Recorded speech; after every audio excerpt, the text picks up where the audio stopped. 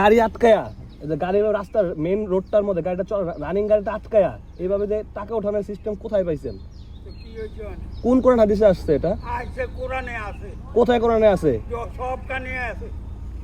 না দিলে আপনি রাস্তায় যে রানিং গাড়িটার মাঝখানে যে আটকাইলেন, এটা কিভাবে? আপনারা ইসলামটাকে ভিক্ষাবৃত্তি বানায় ফেলছেন।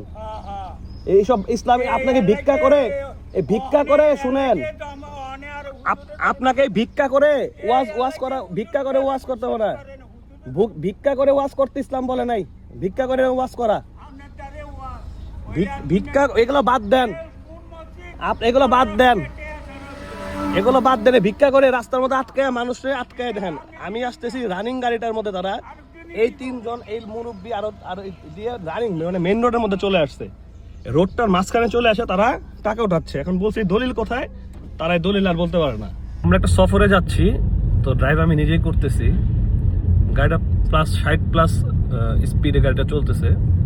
তো হুট করে তারা গাড়ির বাম পাশ থেকে দুইটা, রাস্তার বাম পাশ থেকে দুইটা বাচ্চা এবং ডান পাশে হলো মুরব্বী, যে মুরব্বী আপনার ভিডিওতে দেখলেন, তার মাঝখানে রাস্তার মাঝখানে চলে আসছে গাড়ি থামানোর জন্য।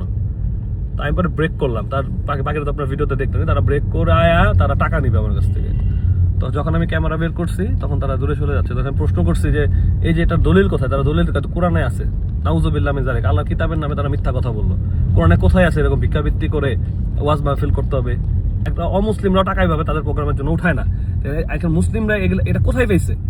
এভাবে মসজিদের নামে, মাদ্রাসার নামে, ওয়াজ মাহফিলের নামে রাস্তায় দাঁড়িয়ে দাঁড়িয়ে টাকা উঠায়, এটা অমুসলিমদের কাছে কি মেসেজ আছে? ইসলামকে ভিক্ষাবৃত্তির ধর্ম?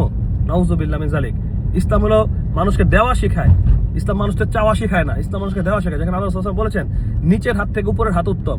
আর এই যে নামদারি হুজুরগুলো, তারা কি এটা বুঝে না? তারা দাড়ি টুপাকে অপমান করে, তারা রাসূলের সুন্নাহকে এই যে দাড়ি টুপি রেখে তারা বলতেছে কোরআনে আছে। কোথায় আছে কোরআনে? দলিল দিতে পারে না। তারা রাস্তাঘাটে দাঁড়িয়ে দাঁড়িয়ে মানুষকে যে একটা রানিং গাড়ির সামনে চলে আসে, একটা দুর্ঘটনা ঘটে গেত, তাহলে এই দায়ভারটা কে নিত? তাই যারা এগুলো করেন আল্লাহকে ভয় করেন। আল্লাহর ঘর আল্লাহ তৈরি করবে।